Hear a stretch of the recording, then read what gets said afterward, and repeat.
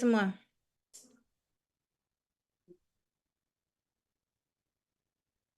Ibu kan sudah bilang sebelumnya, waktu kontrak kuliah, ketika saya mengajar dan ada suara-suara yang mengganggu, itu kadang saya tidak konsentrasi, ya. Jadi tolong selama tidak diperkenankan berbicara, jangan berbicara, dan jika ingin berbicara, tolong raise hand. Seperti tadi, Nur Safira kan kebablasan sampai akhirnya ibu dengar. Ya, dia sampai bilang bodoh amat gitu kan. Itu kan karena kalian tidak hati-hati dalam mematikan dan menyalakan audio kalian ya, sehingga kalau ada yang kata-kata yang tidak berkenan, akhirnya kami dengar, dosen dengar. Jadi untuk yang sering bicara tidak bagus, tidak teratur dan belum belajar sopan santun, silakan dimatikan soundnya atau audionya. Jangan sampai kalian keceplosan lagi, itu kan bisa kebablasan jadinya ya. Jadi dosen bisa tersinggung dan bisa jadi hanya satu orang yang lain korban. Baik, untuk kali ini kita sangat terlambat karena Ibu baru menyadari bahwa 2 minggu lalu itu kan ada libur ya, libur Sulawesi Selatan karena demonstrasi dari tanggal 1 sampai tanggal 5 kalau Ibu tidak salah ingat. Jadi memang kita nggak bisa masuk di situ dan juga setelah itu ada Maulid ya kalau Ibu tidak salah, ada Maulid. Lalu pekan lalu yang ini itu di hari Senin Selasa, Senin Ibu agak kurang sehat karena memang Ibu mengawal pengkaderan di Benteng Sumba Opu. Ibu standby di sana dan pulangnya ya Ibu dan anak kurang sehat.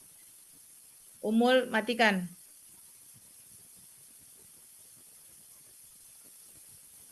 Ini Umul Husaimi mandi ya?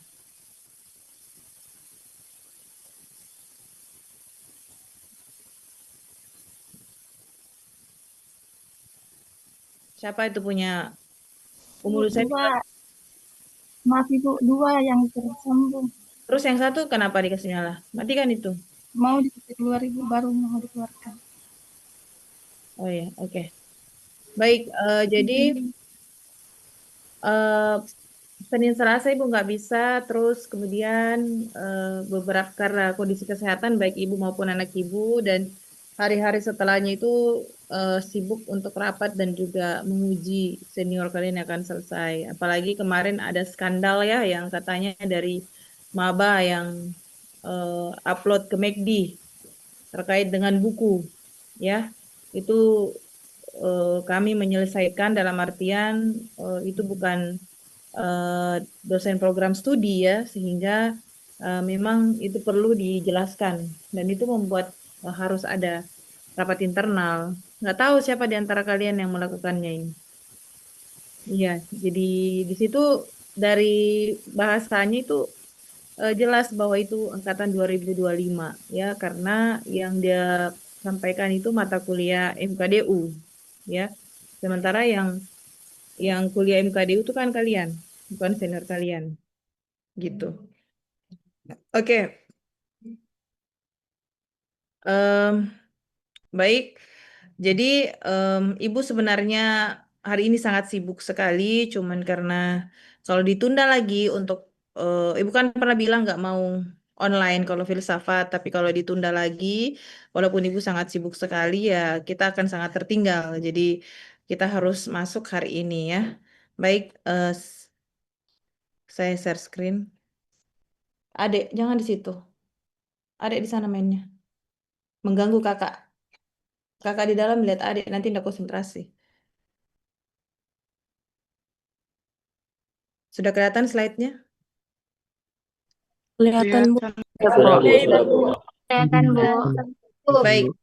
Minggu lalu itu kita membahas terkait dengan ilmu berpikir dan ilmu pengetahuan, ya. Jadi sebenarnya berpikir itu masuk dalam ranah filsafat juga. Bagaimana penjelasan berpikir, hanya saja perlu saya membutuhkan kemarin kenapa dimasukkan di materi awal karena Ibu perlu jembatan antara proses berpikir kalian dengan ilmu apa itu ilmu pengetahuan ke filsafat supaya nggak terlalu kaget.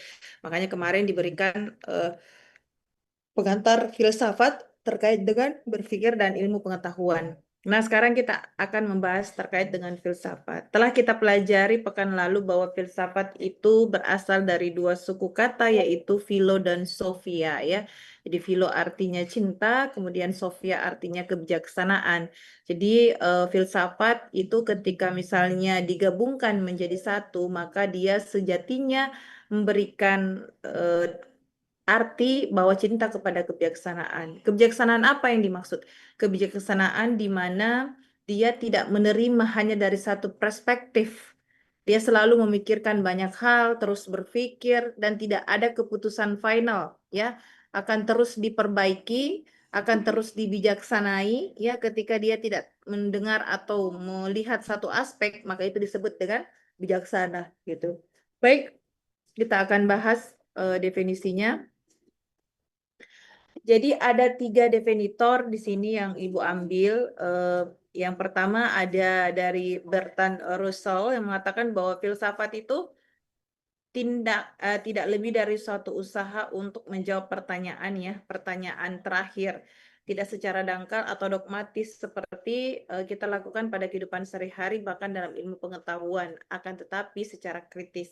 Nah, ini kita lihat di sini ada lagi, bisa kalian garis bawahi bahwa di sini ada redaksi usaha untuk menjawab pertanyaan-pertanyaan, ya. Jadi memang karena dia terus bertanya di sini pertanyaan-pertanyaan, maka sehingga pertanyaannya itu ketika terus bertanya maka dianggap kritis. Jadi memang benar yang dikatakan oleh Bertrand Russell ini bahwa ketika filsafat itu adalah proses bertanya terus-menerus hingga mencapai titik kritis, ya.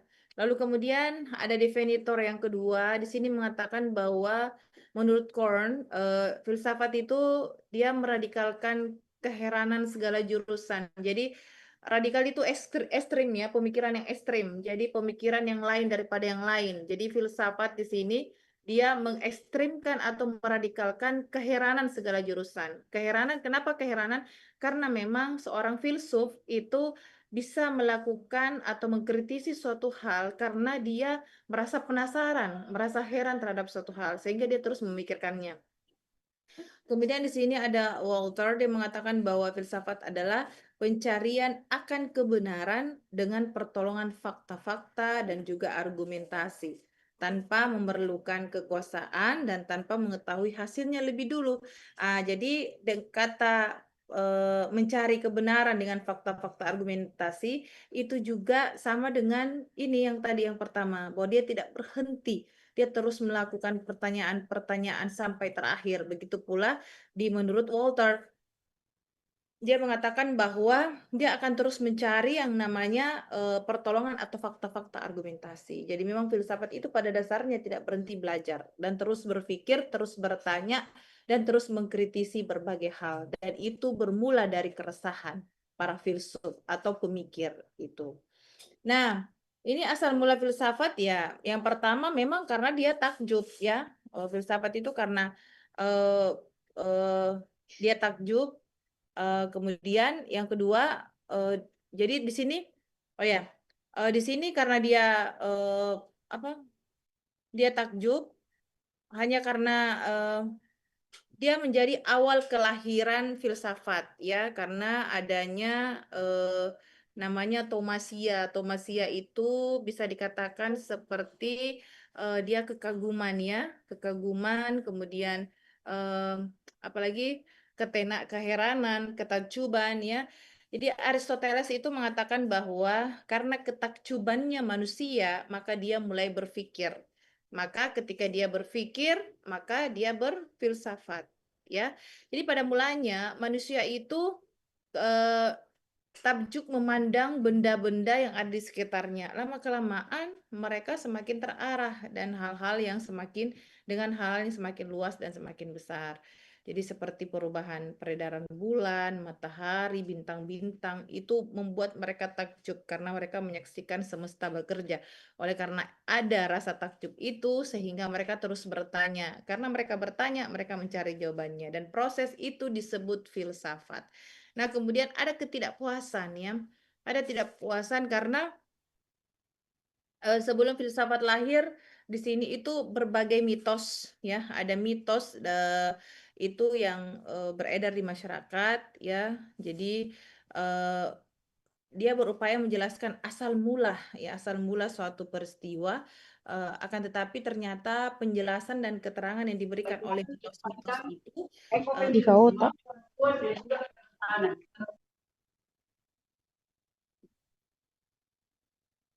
Jadi penjelasan yang dilakukan oleh mitos-mitos itu makin lama makin tidak memuaskan, makin tidak masuk akal sehingga ketidakpuasan itu kemudian yang membuat manusia terus-terus mencari penjelasan dan keterangan yang lebih pasti dan meyakinkan ya. Eh, Kemudian selanjutnya adalah hasrat untuk bertanya. Jadi hasrat untuk bertanya di sini itu ketakjuban manusia yang telah melahirkan pertanyaan-pertanyaan ya. Jadi di sini kemudian pertanyaan-pertanyaan itu kemudian berkembang ya, berkembang dan maju. Pertanyaan itu membuat manusia melakukan pengamatan, penelitian dan penyelidikan ya. Jadi hal itu yang membuat adanya temuan-temuan baru yang semakin memperkaya manusia dengan pengetahuan ya. Nah, karena tadi em, karena tadi dia takjub, kemudian dia melakukan eh, apa? Dia melakukan hasrat untuk bertanya, dia tidak puas, lalu kemudian dia hasrat bertanyanya muncul sehingga memang mereka bisa menemukan penemuan-penemuan baru karena mereka melakukan pengamatan. Seperti yang pada saat yang kalian lakukan deskripsi nanti, kalian kan awalnya eh, eh, tidak tahu dulu hal gitu. Akhirnya kalian mengamati, setelah mengamati kalian mendapatkan masalah. Lalu kalian susunlah dalam bentuk laporan skripsi atau laporan akhir. Nah, selanjutnya keraguan. Ya, seorang filsuf sejati itu selalu ragu, ya. Istilahnya skeptis, ya, ragu-ragu. Jadi ketika dia ragu, dia berpikir. Ketika dia berpikir, dia merasa bahwa dia ada, gitu ya. Bukan em, orang yang sering berfilsafat itu tidak akan menerima satu kebenaran, kecuali kebenaran Tuhan mutlak. Itu pun kadang orang yang sudah dalam berfilsafat sebelum dia menemukan jawaban terkait Tuhan, sebelumnya itu kadang ada yang berpikir bagaimana cara membuktikan Tuhan itu ada gitu. Jadi memang filsafat sekritis itu ya sampai biasa kadang Tuhan pun dikritisi. Tapi nanti kita akan bahas. Nah, jadi di sini menurut ada pendapat yang mengatakan bahwa ada sifat dasar dari filsafat itu. Yang pertama bersifat berarti berpikir secara radikal.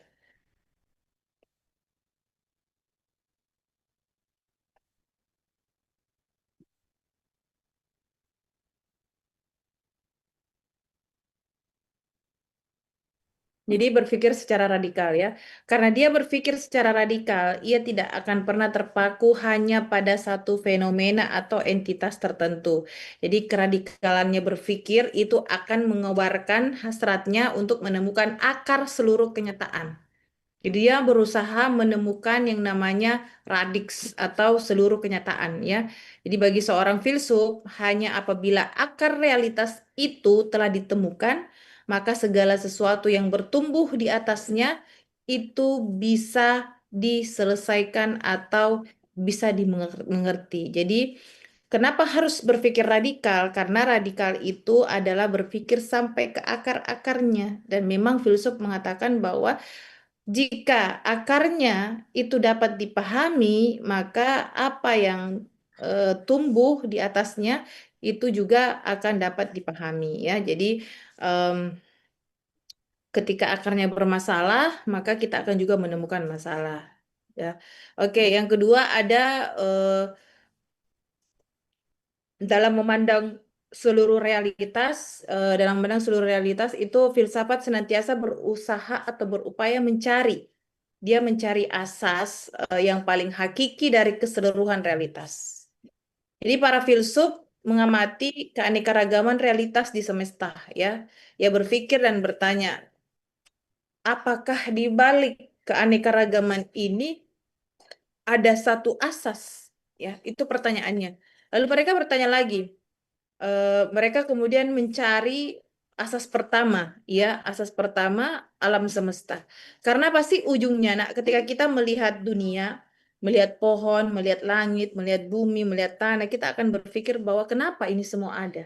Apakah ini semua ada karena ada yang tunggal yang menciptakan? Nah, itu dia pertanyaan tentang Tuhan. Jadi memang eh, dalam memandang keseluruhan realitas, filsafat itu berusaha mencari asas yang paling hakiki atau pemikiran yang paling radikal atau pemikiran yang paling dasar. Lalu kemudian filsafat adalah pemburu kebenaran. Jadi kebenaran yang diburunya adalah kebenaran hakikat, ya, tentang seluruh realitas. Bukan kebenaran yang sifatnya syariat atau yang terlihat saja, tidak. Tapi kalau filsafat itu dia memikirkan sampai ke dalam-dalamnya. Ya, jadi dikatakan bahwa berfilsafat berarti memburu kebenaran tentang segala sesuatu, ya, kebenaran yang hendak digapai bukan kebenaran yang meragukan. Jadi setiap kebenaran yang telah diraih harus senantiasa terbuka, ya, terbuka untuk dibicarakan, dipersoalkan kembali, ya. Jadi kebenaran filsafat itu dia tidak sana nih, pakai pokok dulu. Di dalam pokoknya di kamar. Jadi dalam filsafat itu kebenaran filsafat tidak pernah bersifat mutlak, ya, dan final. Tunggu sebentar. Udah cepat.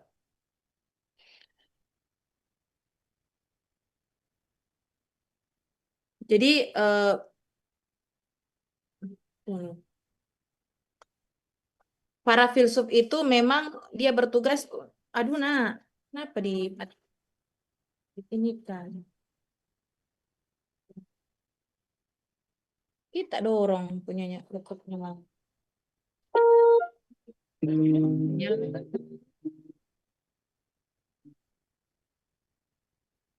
kita salah tindis. Jangan ganggu mama lagi, nah. Mama tidak bisa diganggu. Hilang konsentrasinya. Mama bilang apa? Kedengaran suaranya Ibu? Masih kedengaran? Kedengaran, Bu. Kedengaran Ibu. Kedengaran, Kedengaran Bu. ya Kedengaran. Ibu. Jangan lagi ditindis, jangan lagi didorong laptopnya Mama, ya. Masuk sana.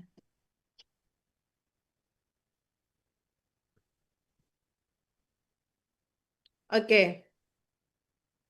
Jadi tadi sudah apa tentang pemburu kebenaran, dan selanjutnya salah satu penyebab lahirnya filsafat itu adalah keraguan, ya.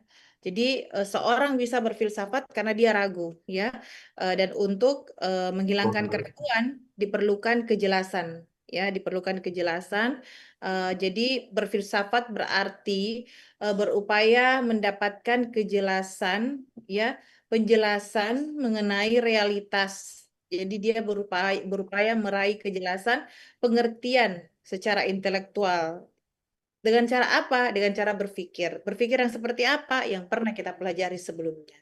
Ya, jadi memang hal yang tidak jelas, hal yang sifatnya kabur, hal yang sifatnya gelap, bahkan yang serba rahasia dan merupakan teka-teki itu akan sangat disukai oleh filsafat karena memang sifat dasarnya filsafat itu dia berangkat dari keraguan seperti itu.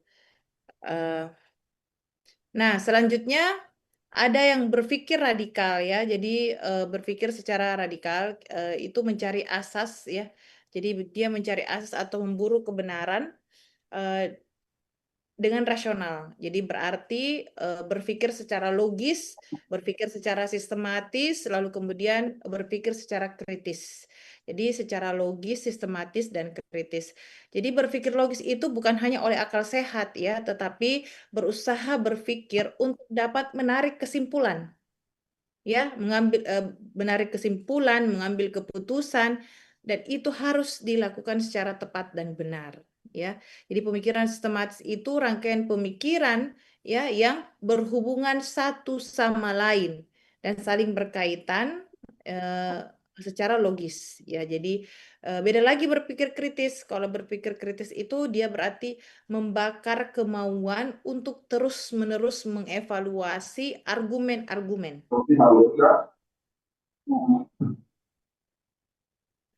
Jadi kalau berpikir kritis dia terus tidak percaya, dalam artian tidak puas ya dengan argumen yang muncul, sehingga dia terus mampu eh, apa berpikir dan mudah menemukan atau mengungkapkan suatu kebenaran ya, karena eh, sebelum kebenaran itu dipersoalkan maka dia sudah terlebih dahulu memikirkannya. Itu disebut kritis. Jadi apalagi kalau berpikir logis, sistematis dan kritis, ketika sudah ada orang yang mempunyai ini dalam satu paket, maka yakin dan percaya dia tidak akan pernah bisa diruntuhkan dalam debat apapun ya. Eh, jadi cirinya ke faktor keberhasilan Recording in progress. sifat sifat dasar dari filsafat itu adalah dia menguasai segala jenis pemikiran ya, karena dia berpikir terus-menerus, dia kritis, dia radikal, sehingga dia akan mendapatkan jawaban yang bahkan argumen-argumen jawaban itu belum pernah dipikirkan sebelumnya, tapi dia sudah memikirkannya, sehingga ketika ada yang membahas dia sudah punya plan A, plan B sampai plan Z. Karena dia sudah mengkondisikan atau memikirkan bagaimana kalau begini, bagaimana kalau begini. Dia sudah punya jawaban-jawaban terhadap kemungkinan argumen yang muncul dari lawan bicaranya. Seperti itu sifat dasar filsafat. Nah, sekarang peranan dan keunggulan filsafat ya. Eh, jadi ketika kita menyimak lahirnya filsafat, sebab lahirnya, maka sesungguhnya filsafat itu memang menekankan tiga peran utama, yaitu sebagai pendobrak, kemudian pembebas dan pembimbing. Nah, pendobrak ini berabad-abad lamanya intelektualitas manusia itu memang tertawan dalam tradisi, kebiasaan dan juga tertawan dalam penjara tradisi dan kebiasaan. Jadi di zaman-zaman dulu kita itu melakukan sesuatu karena dia merupakan tradisi atau kebiasaan ya, dan kita tidak bisa lepas dari itu. Itulah yang menjadi kemudian dikatakan filsafat itu mendobrak ya. Sebenarnya belum bisa dipastikan bahwa apa yang kita lakukan dulu-dulu itu seperti tradisi dan kebiasaan itu keliru ya, tapi dengan adanya filsafat kita akan mendobrak dan mencari tahu apakah itu keliru atau benar. Jadi di sini orang yang beranggapan bahwa segala sesuatu itu berasal dari dongeng dan tahayul itu bagian yang hakiki dari warisan yang tidak bisa diganggu gugat ya. Maka dongeng dan tahayul itu pun pasti benar pasti benar, dan dia merupakan tembok-tembok tradisi yang sakral yang bisa membuat kita untuk melakukan pengkajian ulang. Dan ketika para filsuf melakukan pengkajian ulang terhadap dongeng-dongeng dan tradisi ini, maka itu disebut dengan mendobrak gitu. Nanti Mama mengajar dulu, mengganggu terus ada ini. Terus selanjutnya ada pembebas. Jadi selanjutnya pembebas. Jadi filsafat itu bukan sekedar mendobrak pintu penjara tradisi dan kebiasaan ya, tapi dengan berbagai mitos itu dia merenggut atau membuat manusia keluar ya, keluar dari penjara dalam tanda kutip tradisi. Filsafat itu membebaskan manusia dari ketidaktahuan ya, ketidaktahuan dan kebodohannya. Jadi di sini manusia yang cara berpikirnya itu mistis atau mitos, atau di sini dia terbelenggu ya. Dia terbelenggu, kemudian dia telah sedang dan terus berupaya untuk membebaskan dirinya dari kemiskinan keyakinan, pengetahuan, maka dilakukan dengan cara filsafat. Jadi filsafat itu memang dia sebagai pembebas ya. Oke, selanjutnya dia sebagai pembimbing, karena filsafat ini terus membicarakan suatu hal ya, terus berpikir dan tidak mau berhenti. Jadi karena dia membebaskan manusia dari segala macam penjara pemikiran ya yang hendak menghimpit, maka filsafat ini dia melaksanakan bisa dikatakan sebagai pembimbing karena dia membuat kita lepas dari dogma atau kita lepas dari pemahaman tertentu.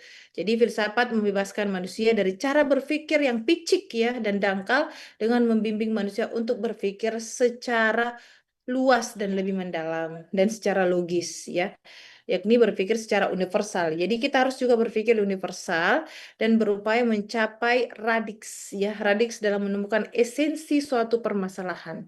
Esensi itu adalah inti atau kandungan sesuatu. Ya, jadi filsafat membebaskan manusia dari cara berpikir yang tidak teratur dan jernih, serta membimbing manusia untuk berpikir secara sistematis dan logis melalui cara berpikir radiks tadi.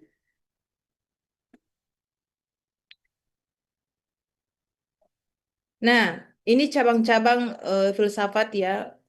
Meskipun filsafat itu bertanya tentang suatu kenyataan, namun dalam kenyataannya di sini selalu salah satu apa selalu saja ada segi dari aspek kenyataan yang menjadi titik fokus penyelidikannya. Jadi filsafat itu selalu bersifat tentang kemudian eh, tunggu sebentar ya Ibu, buatkan dulu anaknya Ibu susu. Dia nggak bisa tidur kalau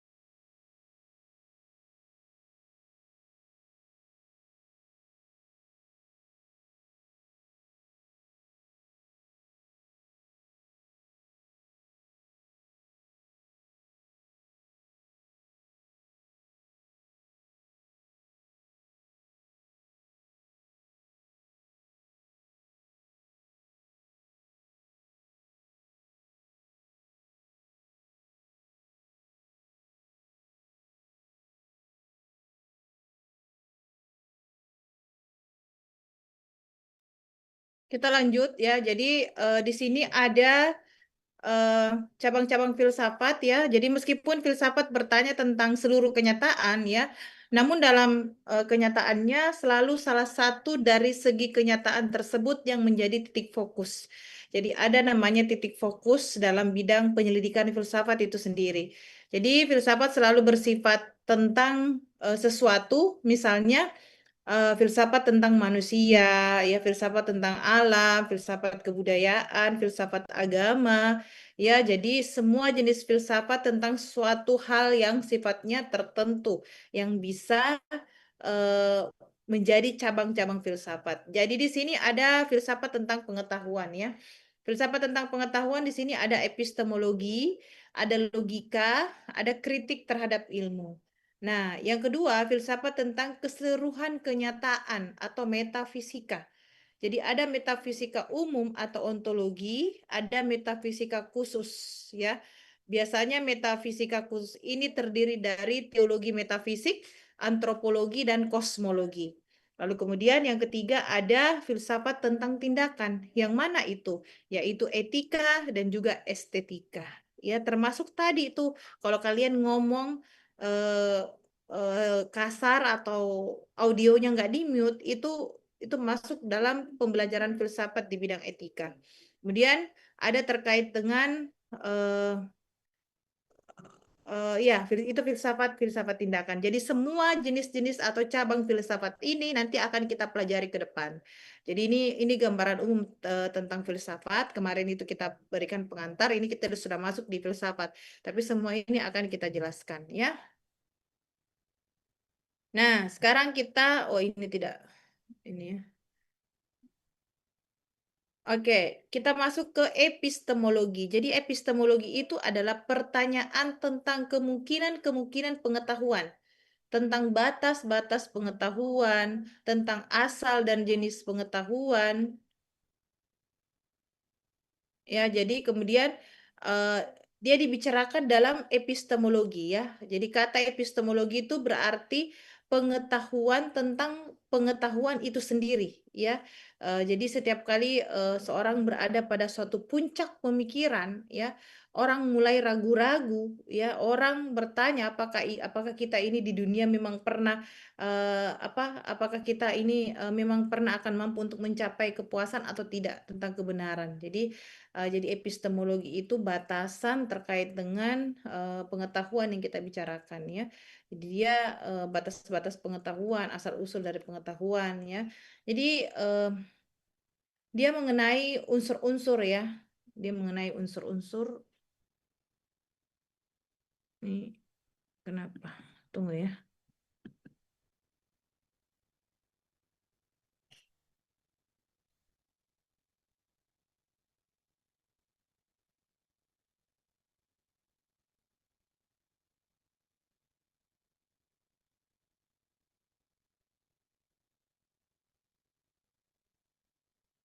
Oh ya.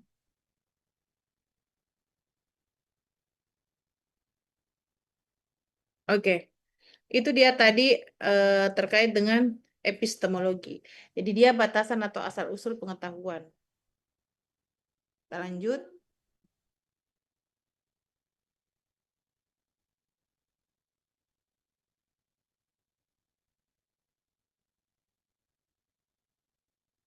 Nah, selanjutnya adalah aliran filsafat dalam epistemologi ya. Jadi di sini ada namanya rasionalisme, ada empirisme. Jadi perhatikan, rasionalisme itu adalah sumber utama untuk pengetahuan. Jadi rasionalis mempunyai akar-akar yang sangat tua ya. Zaman modern rasionalis itu mendapat tekanan baru pada filsuf-filsuf seperti Descartes. Jadi rasionalisme itu bagaimana kita berpikir atau memandang suatu hal itu bisa dimaknai atau masuk akal, ya berpikir rasional, masuk akal. Kemudian empirisme mengajarkan bahwa pengetahuan itu berasal dari pengalaman. Ya, jadi empirisme itu mengajarkan bahwa kita bisa tahu sesuatu itu dari pengalaman atau dari hal yang diindrai, bukan dari akal budi. Kalau tadi rasionalisme itu pokoknya sumber untuk pengetahuan dia dia mencari sesuatu itu dengan akalnya, akal budinya. Kalau di empirisme itu pengalaman saja, baik pengalaman yang diindrai dan bukan dari akal budi. Jadi jadi di sini empirisme itu dia aliran yang muncul di seperti di toko-toko ya. Kalau toko-toko lain seperti Bacon, Locke ya, itu semua yang mengupakan terkait dengan empirisme. Nah, selanjutnya ada namanya logika ya. Jadi logika itu dia merupakan cabang filsafat yang menyelidiki eh, kesehatan secara kesehatan cabang filsafat yang menyelidiki kebenaran tentang cara berpikir, ya itu kebenaran sebenarnya, tapi ibu kayaknya salah tulis deh. Jadi, kebenaran tentang cara berpikir ya, aturan-aturan mana yang harus dihormati supaya pernyataan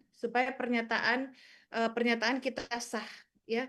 Jadi logika tidak mengajar tentang apapun tentang manusia atau dunia, ya melainkan merupakan satu teknik yang mementingkan segi formal, yaitu segi bentuk dan pengetahuan.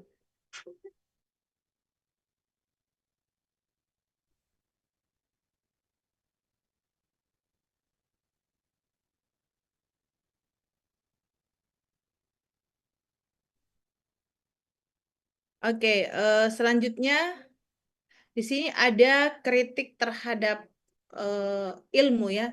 Jadi pada umumnya filsafat mencakup seluruh ilmu pengetahuan yang telah dikenal pada masa itu. Jadi secara berangsur-angsur, satu demi satu, barulah berbagai ilmu pengetahuan itu melepaskan diri dari filsafat ya. Jadi eh, perkembangan ilmu itu mandiri ya, begitu pesat ya. Jadi begitu pesat dan kemudian memberikan pengaruh yang sangat luar biasa. Jadi perkembangan ilmu ini yang kemudian memecahkan seluruh persoalan yang tidak bisa dijawab atau dipecahkan. Ya, jadi kenyataan menunjukkan bahwa sesungguhnya ada banyak hal yang tidak dapat dijawab dan dipecahkan oleh ilmu pengetahuan. Dan itu bisa dijawab oleh filsafat. Ya, jadi kritik terhadap ilmu, filsafatlah yang bisa mengkritik ilmu karena sebenarnya sumber dari pengetahuan itu adalah filsafat itu sendiri. Nah, selanjutnya metafisika. Jadi Ibu ini baru menjelaskan secara umum ya, nanti kita masuk di pertemuan selanjutnya baru kita khusus. Jadi metafisika umum, ontologi itu bicara tentang segala sesuatu sekaligus ya. Jadi dia berbicara kenyataan pada umumnya. Berarti eksistensinya begitu besar. Eksistensi itu adalah keberadaan sesuatu, ya. Jadi metafisika umum itu berbicara tentang segala sesuatu sejauh itu ada, ya. Sejauh itu ada, adanya sesuatu itu merupakan suatu segi dari kenyataan yang mengatasi atau adanya eh, keberadaan dari sesuatu, ya. Jadi perbedaan-perbedaan antara makhluk hidup, jenis-jenis individu, semua benda, tumbuhan, binatang, itu merupakan suatu pengada. Jadi adanya manusia, binatang, tumbuhan, itu memperjelas, mempertegas bahwa mereka ada. Ada 3 teori ontologis yang terkenal, yaitu idealisme. Ya, idealisme ini mengajarkan bahwa ada sesungguhnya itu berada di dalam dunia ide. Ketika kita di ide kita mengatakan sesuatu itu ada, maka dia ada. Ya gitu. Jadi adanya sesuatu itu bisa dikatakan bahwa ada yang sesungguhnya itu berada dari dunia ini. Jadi menurut idealisme sebenarnya baik itu binatang, manusia itu dikatakan ada karena kamu berpikir dia ada. Itu. Karena di pikiran dia menganggap bahwa sebenarnya keberadaan mereka tuh ada di pikiran. Kita menganggap mereka ada ya, berarti mereka ada di pikiran. Itu idealisme. Ya, kemudian ada juga materialisme. Materialisme ini berpendapat bahwa ada sesungguhnya itu adalah yang keberadaannya semata-mata bersifat material atau sama sekali bergantung pada materi. Jadi materialisme ini beranggap bahwa sesuatu dikatakan ada kalau dia materi terlihat, ya ada fisiknya gitu. Materi kayak begini ini kan tangan ini kan materi nih. Kalau kita bisa melihat meraba itu materi sifatnya. Jadi dia menganggap bahwa realitas yang sesungguhnya adalah eh, keadaan atau segala sesuatu eh, yang memperlihatkan keberadaan benda tersebut secara materi. Nah, yang ketiga ada namanya dualisme. Dualisme ini mengajarkan bahwa substansi itu adalah dasar atau yang menyusun segala sesuatu. Itu substansi individu terdiri dari 2 tipe. Fundamental yang berbeda dan tak dapat direduksi atau tidak dapat dikurangi pada yang lainnya. Kedua tipe fundamental ini adalah material dan mental ya. Dengan demikian dualisme mengakui bahwa realitas terdiri atas 2, yaitu materi yang ada secara fisis dan kemudian mental yang kemudian keberadaannya secara tidak kelihatan atau secara fisis, tidak kelihatan secara fisis gitu. Jadi dualisme dia mengatakan bahwa dia menganut kedua-duanya, baik itu secara mental maupun material, seperti itu, ya. Nah, metafisika khusus itu antropologi. Jadi antropologi ini adalah bagian dari metafisika khusus yang mempersoalkan apakah manusia itu, bagaimana hakikat manusia, bagaimana hubungannya dengan alam dan sesamanya. Ya, manusia itu hidup dalam banyak dimensi. Ya, manusia itu adalah sekaligus materi dan dia itu materi, tetapi dalam dirinya itu ada badan, ada jiwa, gitu ya. Dia mempunyai pemahaman dan kehendak sendiri. Jadi manusia, jadi antropologi itu dia mempelajari tentang manusia, ya. Jadi menurut antropologi manusia itu merupakan individu yang tidak dapat dilepas satu sama lainnya, ya. Dalam manusia terdapat pertemanan, kemudian ada kebebasan, ada keharusan, ya. Jadi memang eh, satu kata dimensi dari berkumpulnya apa dimensi manusia ini itu terdiri atas satu kata, yaitu aku, ya. Aku, kalau misalnya dia tidak lepas dari masyarakat atau individu yang lain, maka dia akan menggunakan kata kami atau kita, gitu ya. Jadi kata aku dipakai sebagai titik simpul dari banyak hal sekaligus, ya. Kata aku pada dirimu itu mengungkapkan bahwa aku itu 3 huruf, tetapi aku menjelaskan bahwa kamu adalah manusia yang individu yang memiliki unsur dalam dirimu, baik jiwa, fisik. Jadi kata aku itu sederhana, tetapi di baliknya itu banyak banyak hal, gitu ya. Jadi kata aku ini bisa merefleksikan pribadi, bisa merefleksikan sejarah, bisa merefleksikan peristiwa, ya. Dan itu dipelajari di antropologi. Kemudian ada kosmologi. Jadi kosmologi ini adalah filsafat alam, ya, filsafat alam yang berbicara tentang dunia.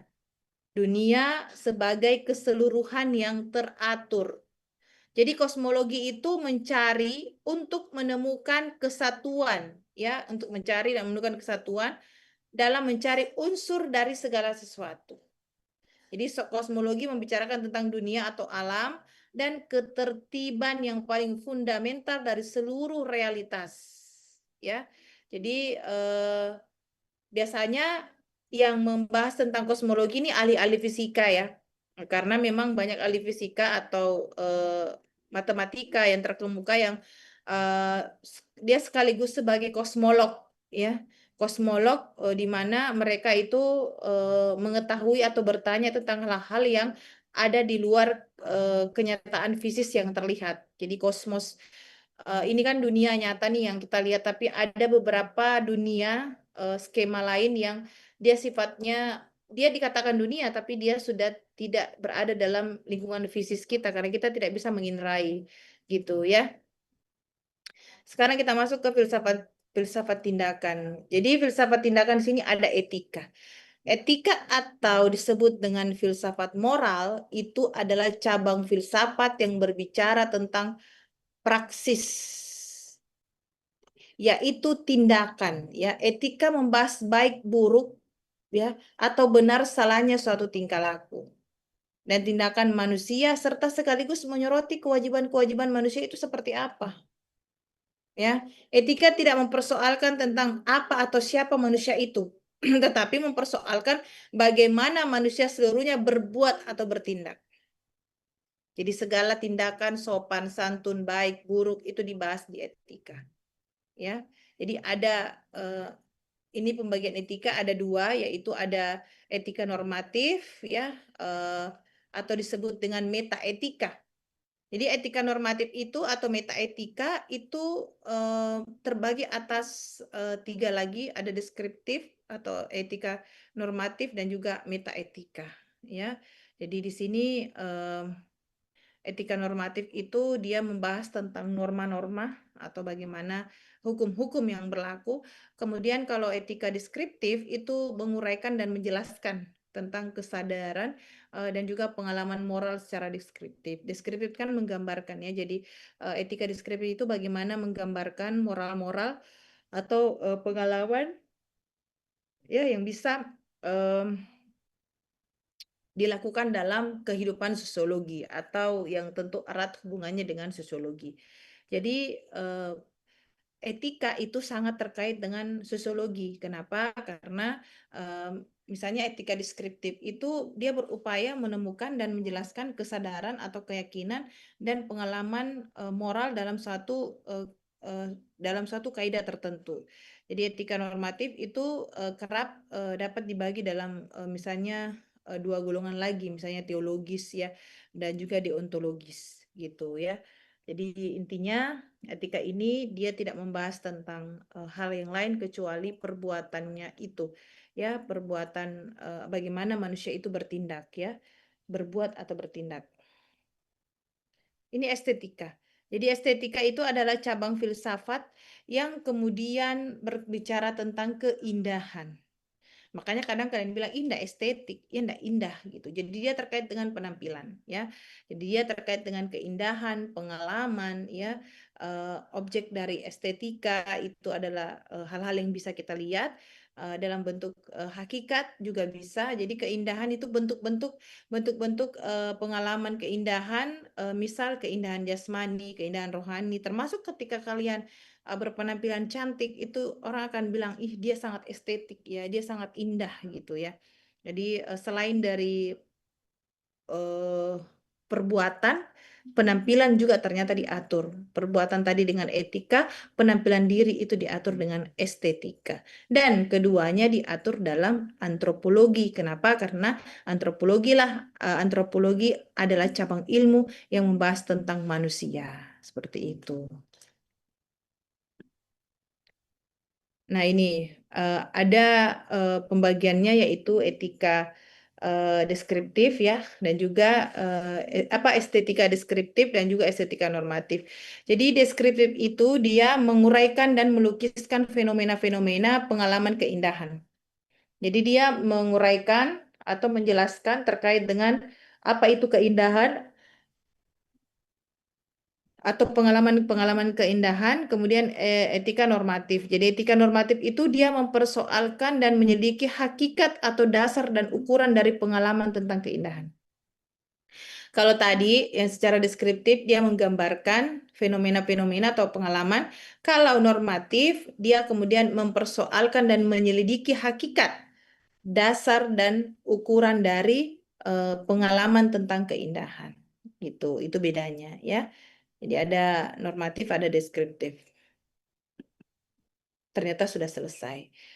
Jadi baik metafisika, baik filsafat perilaku yaitu etika dan estetika, filsafat pengetahuan yaitu antropologi, kosmologi, ontologi, metafisika, epistemologi, itu nanti akan kita bahas di pertemuan-pertemuan selanjutnya. Jadi ini penjelasan gambaran umum terkait dengan filsafat. Ada pertanyaan sebelum Ibu selesaikan? Silakan Novi. Baik Bu, terima kasih atas kesempatannya. Saya mau bertanya tentang tiga poin yang filsafat itu sebagai pendobrak dan pembimbing Bu. Saya mau bertanya bagaimana dalam dunia zaman sekarang di mana manusia hidup serba praktis dan cepat, apakah ilmu filsafat masih relevan sebagai pembimbing cara berpikir kritis atau justru banyak anak-anak zaman sekarang yang menganggap bahwa berpikir secara filsafat itu dianggap rumit dan lambat. Oke, justru karena mereka begini, justru karena mereka tidak mempelajari filsafat sehingga mereka ini tidak bisa dikontrol. Bagus tuh, Bu. Gitu. Belajar filsafat. Jadi percaya orang tua itu.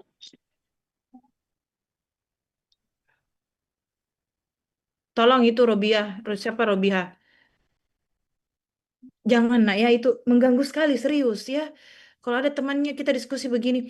Jadi tadi pertanyaannya Novi, terima kasih Novi ya, bagus sekali. Jadi menganggap bahwa Bu zaman sekarang ini apakah masih relate? Kita berbicara tentang filsafat, malah dianggap rumit, malah dianggap pernah lihat Rocky Gerung Novi? Rocky Gerung pernah lihat Pernah, Bu. bagaimana dia kalau berbicara?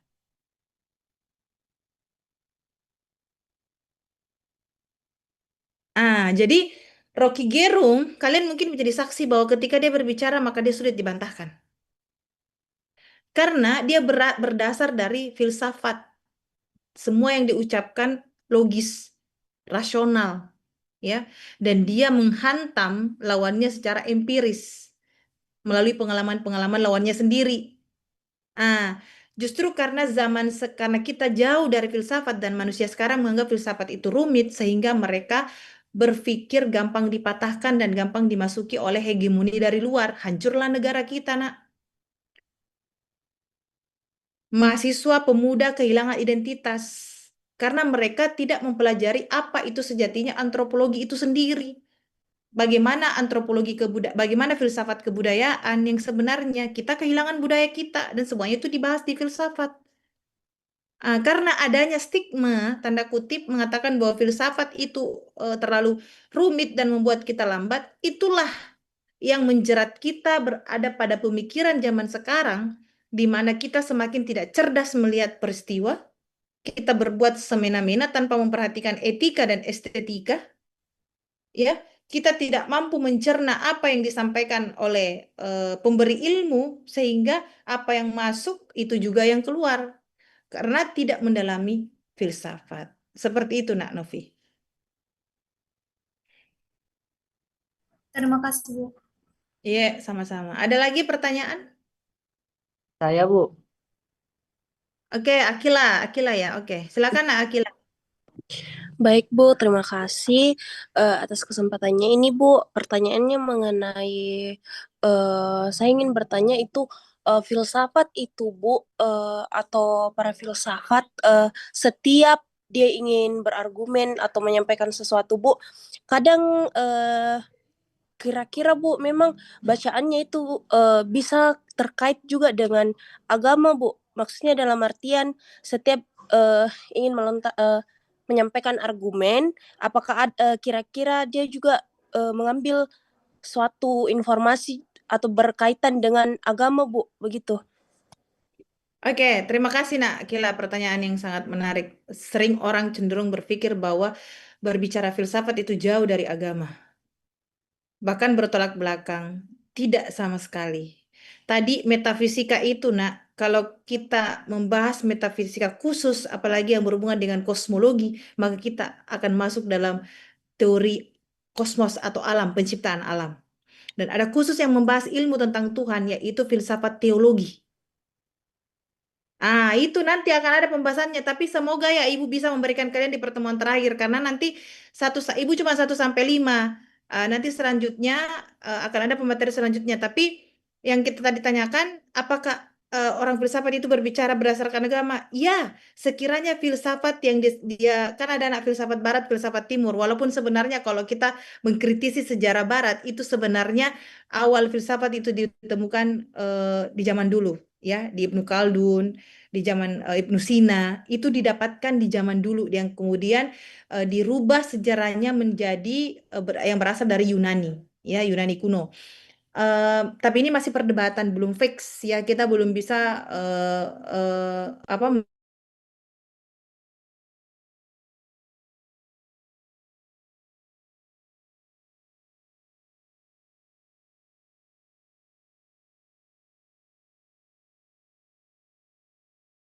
asal dari Tuhan, kebenaran mutlak dari Tuhan.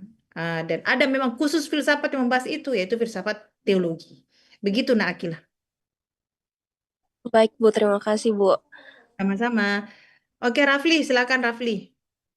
Eh, Terima kasih sebelumnya, Bu. Seperti pernyataan tadi, Bu, bahwa filsafat itu tidak kontradiksi dengan agama, Bu, atau syariat atau dogma-dogma gereja.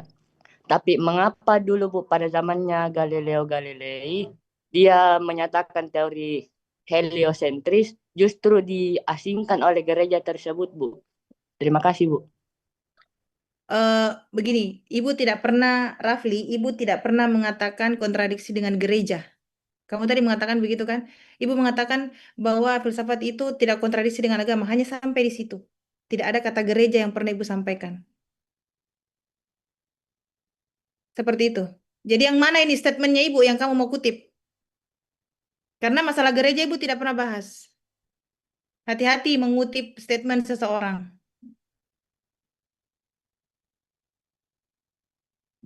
Baik, Bu, yang saya pertanyakan bukan cuman tapi secara universal, Bu, mungkin Oke. tentang teologi, Bu, tentang agama, baik tidak Hmm. menyangkut gereja biar Islam sendiri juga bisa Ya, jadi hal yang kontradiksi bagi ilmu filsafat itu sendiri, Bu. yang mana itu di Islam yang kontradiksi dengan filsafat? Kalau di Islam, Bu, seperti yang saya pelajari mengenai filsafat, kalau di Islam, Bu, ekstensi ilmu itu, Bu, dibahas di tasawuf, Bu. Justru filsafat itu mungkin bagi beberapa fatwa ulama di kalangan kami seperti yang pernah saya pelajari di pondok, itu ada beberapa aliran filsafat yang dikecam oleh beberapa ulama di Timur Tengah, Bu. Seperti? Seperti misalnya pernyataan tentang eh, Tuhan, Bu. Hmm. Karena secara realistis atau realitas itu, Bu, Tuhan dinyatakan ada apabila bentuk atau fisiknya ada.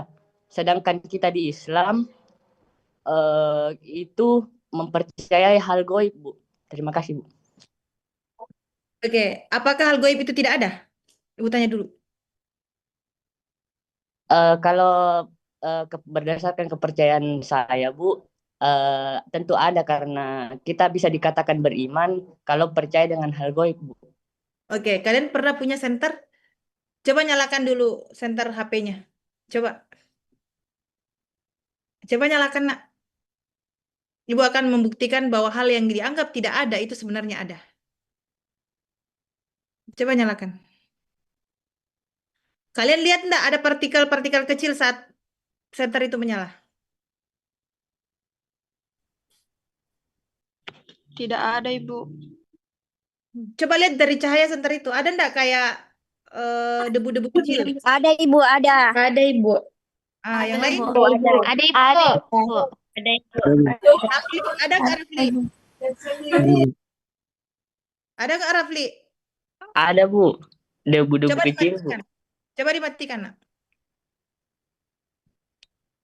Ada nggak debunya kelihatan? Tidak ada, Bu. Ini maksudnya. Kalau kalian ingin melihat hal yang tidak bisa diindrai, yang tidak bisa kalian lihat secara kasat mata, cahayakan dulu diri kalian.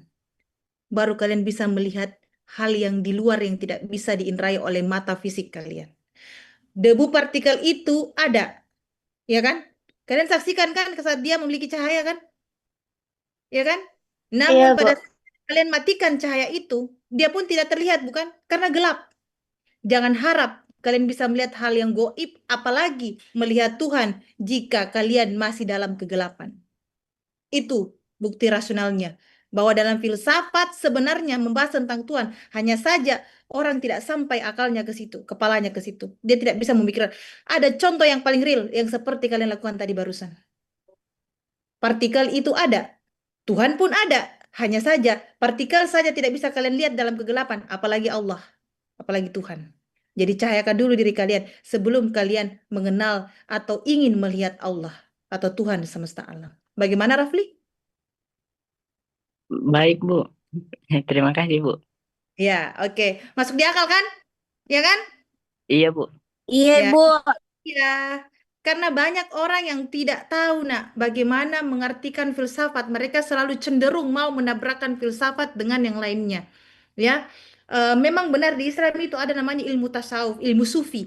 Dan itulah kalau orang menguasai ilmu tasawuf dan sufi, orang-orang yang berpikir syariat ini kan ada juga mazhab ini nak mazhab yang skriptualis. Skriptualis itu hanya menganggap bahwa kitab itu yang benar. Misalnya Al-Qur'an, ayat-ayat di Injil, hadis hanya itu yang benar, ya. Jika tidak ada di situ maka dianggap tidak benar, ya. Contoh, misalnya orang menganggap bahwa apa ya? eh, Misalnya apa ya? Contoh, Maulid itu katanya bid'ah, nggak ada. Waktu zaman Rasulullah itu nggak dilakukan, misal. Atau misal dia menganggap bahwa oh dia salah karena tidak ada di ayat Al-Quran, tidak ada di hadisnya Rasulullah. Ya kalau gitu nggak usah menggunakan handphone. Karena di zaman Rasulullah dulu nggak ada handphone. Ya kan? Itu cara membantah orang skriptualis. Seperti itu. Atau nggak usah deh membaca Al-Quran.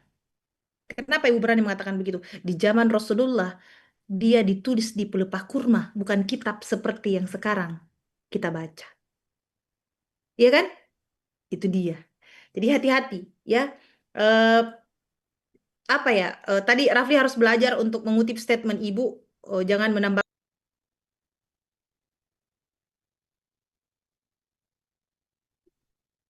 Ibu termute ke mic tak?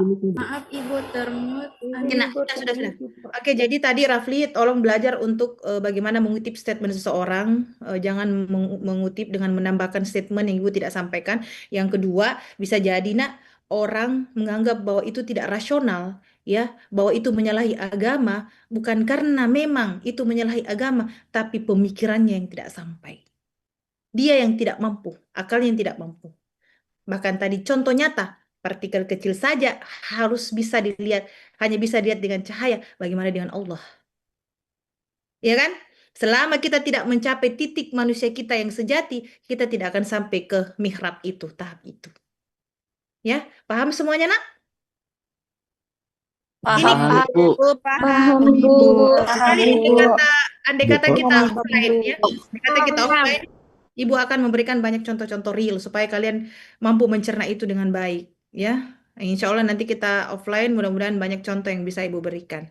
Baik, nak, karena itulah kemarin, ya, Ibu jelaskan contoh dari partikel kecil di center itu sampai semua senior kalian itu ber apa mengucapkan kalimat syahadat, mengulangi kalimat syahadatnya karena mereka meyakini bahwa ya ternyata Tuhan itu benar-benar ada. Bahkan partikel kecil tadi tidak kelihatan ya. Pada saat HP saya mati, dia tidak terlihat. Tapi pada saat HP saya menyala, dia ada. Berarti Tuhan partikel kecil saja seperti ini, apalagi Allah pasti dia mutlak adanya. Akhirnya pada saat itu mereka kemudian memperbaiki atau mengulangi syahadatnya dengan penuh kesadaran. Seperti itu. Ya, baik nak, karena sekarang juga sudah azan ya, kita sudah 1,5 jam kuliah hari ini, kita cukupkan. Kita masih panggilan Allah lebih penting dibandingkan dengan mata kuliah ini ya. Nanti insya Allah juga kalian akan pelajari ini lebih dalam di pengkaderan ya, pengkaderan mahasiswa. Kemarin itu senior-senior kalian menangis semua ya, mungkin kalian lihat di story. Mereka menangis semua selepas pengkaderan karena memang penuh hikmah ya. Dari awal Ibu atur konsep hingga akhir itu tidak ada yang sia-sia insya Allah. Dan mereka semua spontan berteriak ketika Ibu bertanya kalian menyesal, mereka semua berteriak tidak gitu ya karena memang mereka mendapatkan apa yang tidak didapatkan di bangku perkuliahan. Semoga nanti kalian semua bisa ikut serta ya. Nanti insya Allah mungkin bulan 10 kalian sudah pengkaderan atau bulan 11. Baiklah nak, terima kasih atas kehadirannya hari ini. Tolong ketua kelas di absen. Mohon maaf apabila ada kekeliruan dalam proses belajar mengajar dan terima kasih atas antusiasmenya dan kalian betul-betul memperhatikan, terutama tadi yang bertanya. Terima kasih banyak nak pertanyaannya. Ibu akhiri.